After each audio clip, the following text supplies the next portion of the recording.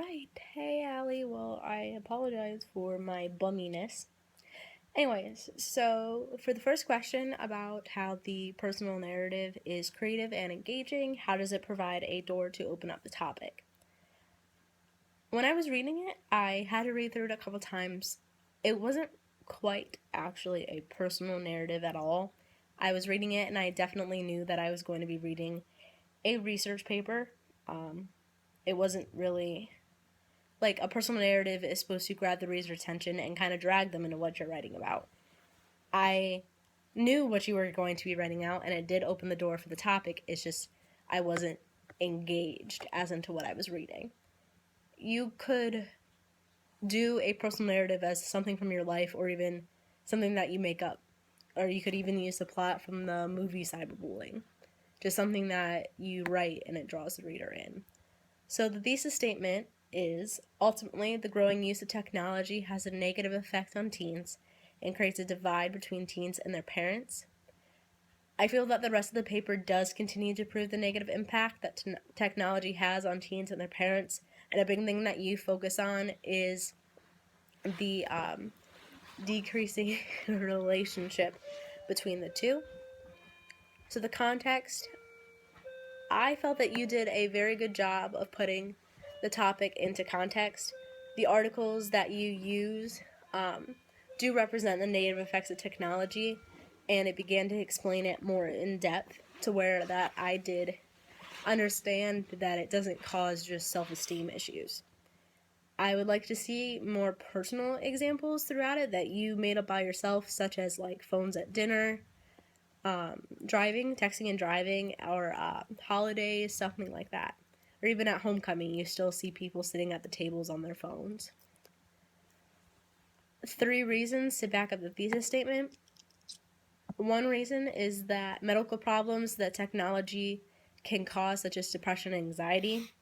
Another reason is that the addiction goes deeper than just shutting down the computer or logging off, and I can really feel like a lot of your audience can connect with that reason. A third reason is how teens can develop identity disorders because of situations such as catfish or pretending to be somebody else.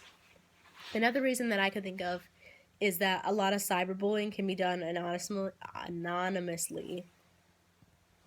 It can be done anonymously, such as like Ask SM or making up a new account, and somebody could say anything that they wanted to, such as go kill yourself or I hope you die, and they don't get any repercussions for it.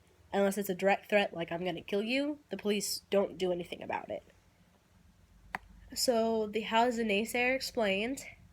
The naysayer is an article that talks about the positive effects of teens using technology, like it helps them explore who they are as a person or even increase their self-esteem. I like the way how you explained it, and I think it fits well with how the article is presented. I can definitely see how this is a naysayer. One more objection to your argument would be technology for teens is a good way to connect with a wide variety of people from all over the world. They get to experience different cultures and ways of life from never even leaving their home or their room.